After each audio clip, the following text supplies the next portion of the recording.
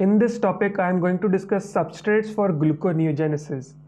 What is gluconeogenesis? A metabolic pathway that results in generation of glucose from non-carbohydrate sources. What are non-carbohydrate sources? हमने digestion of food देखी, digestion of carbohydrates देखी, जिसमें हमें glucose provide हो रहा है from any carbohydrate that is starch और glycogen. उनसे हमें ग्लूकोज प्रोवाइड हो रहा है, वो हमारे लिए कार्बोहाइड्रेट सोर्सेज हैं। अब इनके अलावा बॉडी में प्रोसेस होता है ग्लूकोनियोजेनेसिस, जो हमें ग्लूकोज प्रोवाइड कर रहा है थ्रू नॉन कार्बोहाइड्रेट सोर्सेज। वो नॉन कार्बोहाइड्रेट सोर्सेज क्या हैं? Glycerol, lactate and alpha keto acids. ये कार्बोहाइड्रेट्स नहीं है, लेकिन ये भी हमें बॉडी में ग्लूकोज प्रोवाइड कर रही हैं through the process of gluconeogenesis. इनको हम कहते हैं ग्लूकोजेनिक प्रिकसर मॉलिक्यूल्स। सबसे पहले हम देखते हैं ग्लिसरॉल को। ग्लिसरॉल की सोर्स क्या है? एडिपोज टिश्यू में हमारे पास प्रेजेंट होते हैं tags. Tags are tri acyl glycerols. Tri acyl glycerols की अगर हम हाइड्रोलिसिस करेंगे तो वो हमारे पास देगा ग्लिसरॉल। उस ग्लिसरॉल को हम यूटिलाइज कर सकते हैं in the formation of glucose. अब हाइड्रोलिसिस होती है इन ट्राई एसाइल ग्लिसरॉल्स की एडिपोज टिश्यू में, वहाँ पे ग्लिसरॉल बनता है। ग्लिसरॉल ट्रांसपोर्ट होता है ब्लड से लिवर में। अब इसकी एक बहुत अच्छी रीज़न बताई है उन्होंने कि एडिपोज टिश्यू में भी तो सेल्स प्रेजेंट है, वहाँ पे क्यों नहीं वो मेटाबोलाइज होता?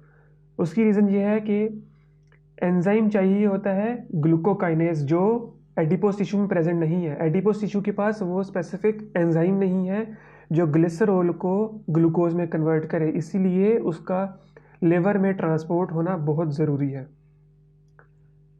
दो स्टेप्स हैं इस रिएक्शन के। First of all, phosphorylation of glycerol. Glycerol phosphorylation होगी तो ग्लिसरॉल फॉस्फेट बनाएगा। किस एंजाइम से? ग्लिसरॉल काइनेज से। काइनेज होता है वो फॉस्फोरिलेशन करवाता है।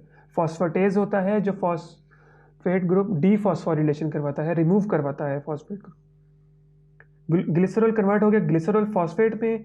अब ग्लिसरॉल फॉस्फेट जो है उसके ऊपर एक्ट करेगा ग्लिसरॉल फॉस्फेट डीहाइड्रोजिनेज, तो हमारे पास डाईहाइड्रोक्सी एसीटोन फॉस्फेट DHAP बन जाएगा, जो ग्लाइकोलिसिस में भी हमारे पास बन रहा था।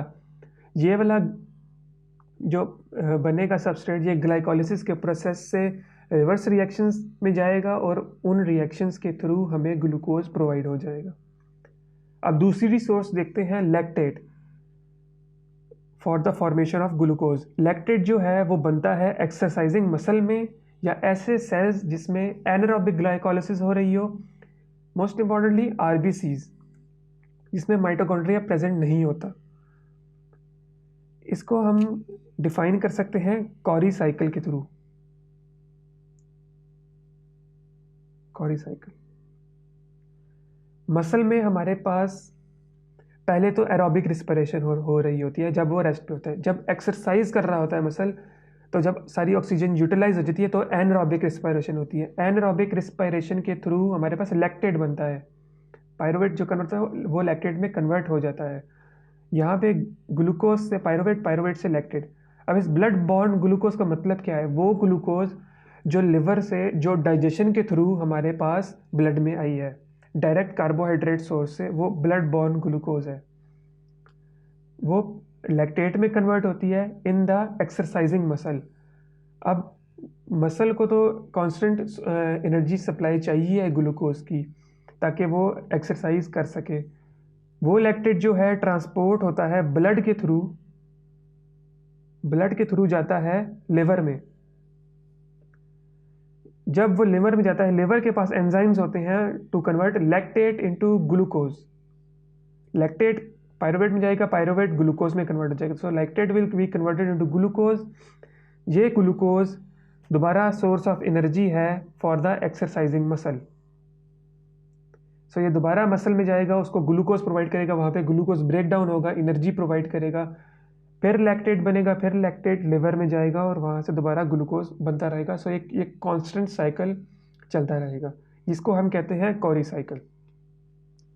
इस प्रोसेस के थ्रू हमारे पास लैक्टेट जो है वो कन्वर्ट हो रहा है ग्लूकोज में। अब एक और प्रिकसर मॉलिक्यूल जो हमें ग्लूकोनियोजेनेसिस के थ्रू ग्लूकोज प्रोवाइड करता है वो है अमाइनो एसिड्स। अमाइनो एसिड्स की टाइप है glucogenic amino acids.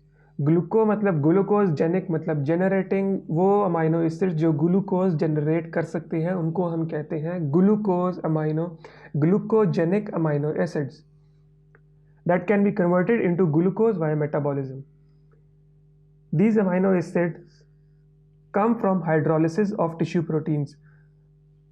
Amino acids की सोर्स क्या है? प्रोटीन्स होंगी ऑब्वियसली, क्योंकि उसी से वो बने होते हैं प्रोटीन्स। जब हमारे पास टिश्यू प्रोटीन्स हाइड्रोलाइज होती हैं वो हमें देती हैं अमाइनो एसिड्स। उनमें ग्लूकोजेनिक अमाइनो एसिड्स होते हैं। अब उन ग्लूकोजेनिक अमाइनो एसिड्स में देखते हैं हमारे पास एक तो है अल्फा कीटो एसिड्स प्रेजेंट होते हैं। Metabolism of glucogenic amino acid से प्रोड्यूस होते हैं alpha keto acids. Alpha keto acids for example alpha keto glutarate. ये जो अल्फा कीटो एसिड्स हैं जो metabolism of glucogenic amino acids से प्रोड्यूस हो रहे हैं, ये टीसीए साइकिल का एक डायरेक्ट सबस्ट्रेट है। उसके स्टेप में भी प्रेजेंट होता है अल्फा कीटो ग्लूटरेट की मेटाबॉलिज्म।